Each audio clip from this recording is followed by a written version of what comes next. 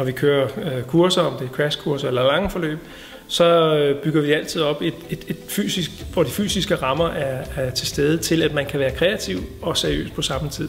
Så der er vægtplads, der er tusser, og der er masser af muligheder for at vise og arbejde konkret med det her redskab, som grafisk facilitering er.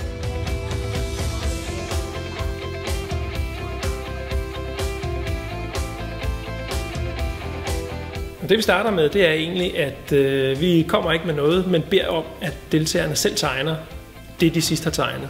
Sådan så, at de får prøvet at gribe fat i noget, de allerede kan. Og det har vi alle sammen. Alle har lært at tegne. Nogle af os har glemt det. Når de så har tegnet lidt på egen hånd og vist hinanden nogle af de ting, de tegner, så bliver de klar over, at tegninger kan fortælle noget, selvom det ikke ser ud af noget særligt. Derefter går vi ind og siger, at vi har en metode til at droppe alle blokeringer, der måtte være, og egentlig bygge 7 elementer op, som gør det meget enkelt at tegne enhver proces. Så gennemgår vi alle 7 elementer, så det bliver nemt at tegne mennesker og personer og sted, og sætte det sammen i en helhed, som gør, at man kan faktisk fortælle mange proceshistorier, mange historier ved et meget enkelt sprog, med nogle meget simple teknikker.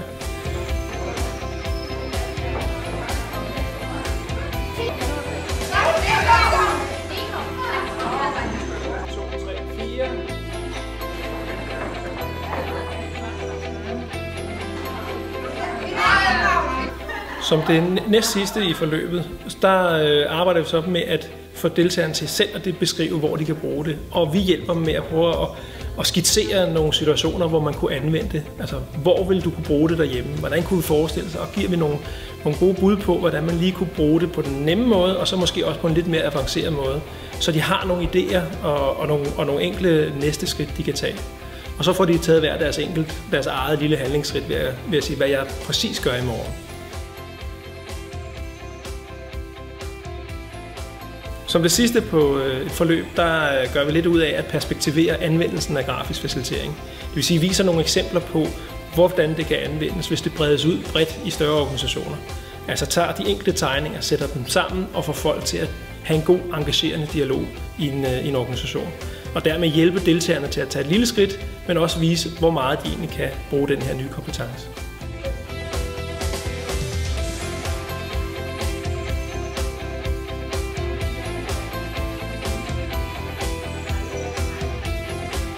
Kursusforløbet bygger på en metode, 7 elementer plus 1, og nogle teknikker, meget enkle tegneteknikker, som alt sammen er funderet i en læringsteori, gruppelæringsteori. Og det er alt sammen med til, at man som grafisk facilitator på en enkel måde kan involvere folk omkring processer, hvor der typisk er brug for at finde komplekse løsninger.